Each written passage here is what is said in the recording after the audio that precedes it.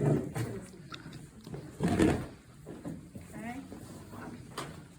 So what we're doing is get it on your finger, okay? Don't come at them like this. Get a finger, because they're a lot littler, and you're literally push, push, push.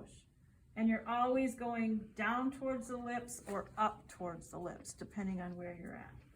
And you just make your way around. However, do it 3 times. Okay? Sometimes I do the middle one and I reverse. I go back the other way. This is not fun. Kids don't like this. So you may have to bargain and beg to get this one to happen. Okay? So it's not wrong if you go the same direction all 3 times. I'm just telling you, you can break it up if you want to and go the other way. Okay? You can use various, this is yours. You can use various textures. This is where I love the scrunchie to come in and do stuff if you want to. I'm just thinking that's probably not a good idea right now. Let's see, what else did I have on here? Oh, yeah, the play part of it. So remember how everything you're going to do, right, bases around play. You know, some of this is, you know, you can't play. It's a pattern. You just got to kind of suck it up and do it. But then once you get to some of these other things, you can add a little play to it. So for oral more defensive kids, we can make that a game. So I bring things like Fruit Loops cereal, right? All different flavors, little circles.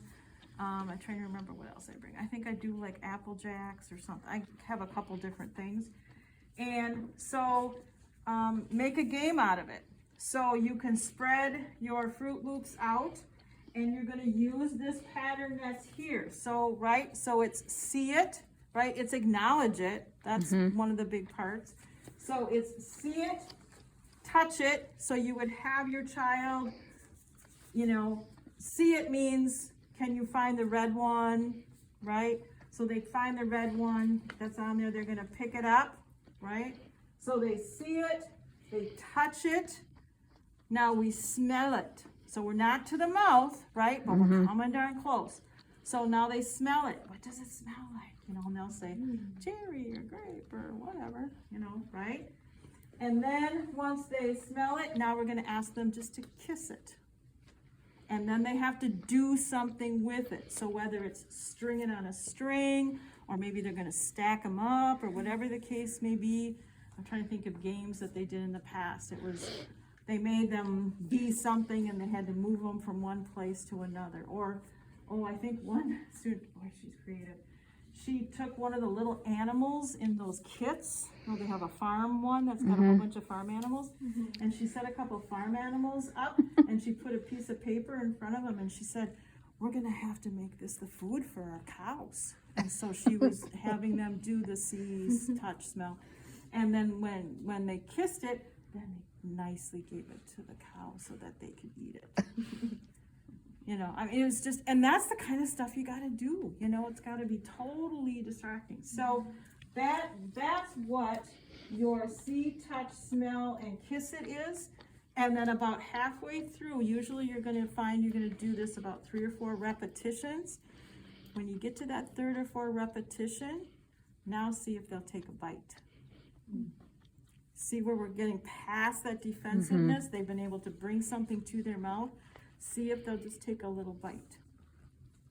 And then they still can put the rest over there if they don't want to eat the whole thing. Does that make, you with me yet? Okay. So that is your